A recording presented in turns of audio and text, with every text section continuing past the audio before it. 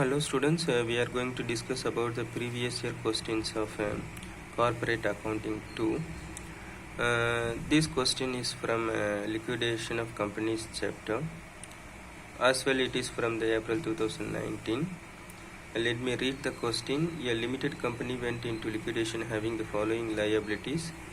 Security creditors rupees 20,000, in bracket securities realized rupees 25,000. Preferential creditors rupees 660 and security creditors rupees 30,500. Liquidation expenses amounted to rupees 252. The liquidator is entitled to a remuneration of 3% on the amount realized and 1.5% on the amount distributed to unsecured creditors. The various assets in bracket excluding securities realized rupees 26,000. Prepare liquidator's final statement of account. Before going to prepare the liquidator final statement account, we have to prepare the liquidator's remuneration. So look at the note, 3% on assets realized, 1.5% on preferential creditors and unsecured creditors. First, calculation of liquidator's remuneration. Assets realized rupees 26,000 multiply with 3 divided by 100, we get 780.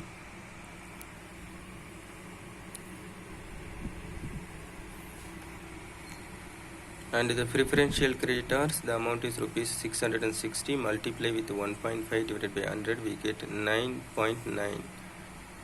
And the second working note, calculation of liquidators remuneration on amount available to unsecured creditors. First we have to mention receipts. Under the receipts, assets realized 26,000 and surplus from securities realized, the securities value is 25,000.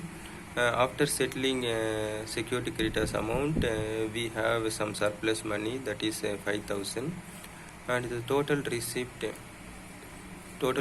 are 31,000. 26,000 plus 5,000, we get the total receipts of 31,000 less payments.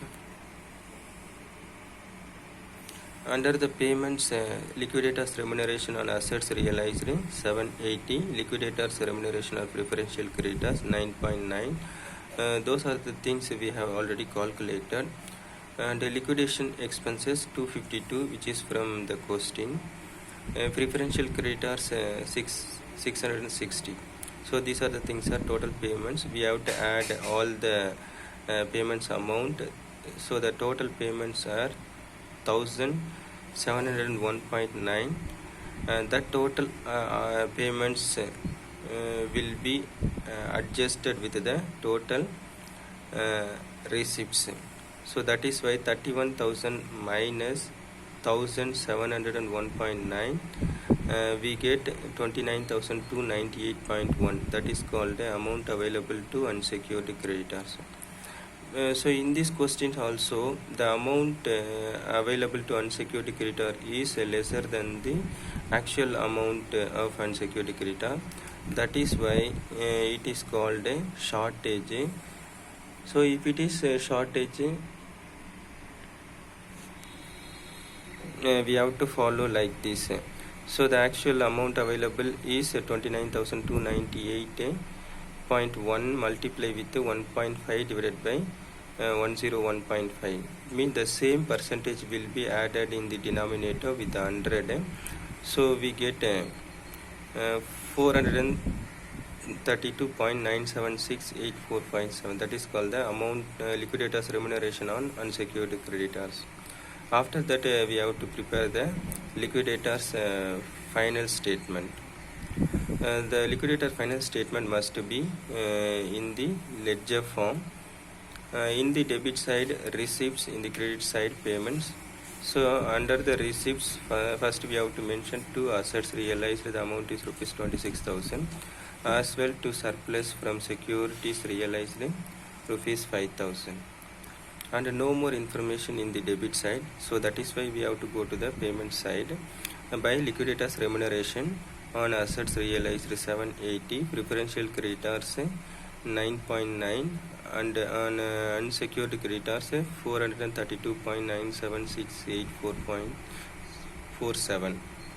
So the total liquidators remunerations are 1222.87685, and by preferential creditors 660, liquidation expenses 252.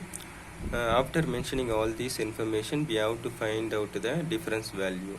The difference value is in the credit side, that is 28,865.1232, and that is called available balance of for unsecured creditors. That's it.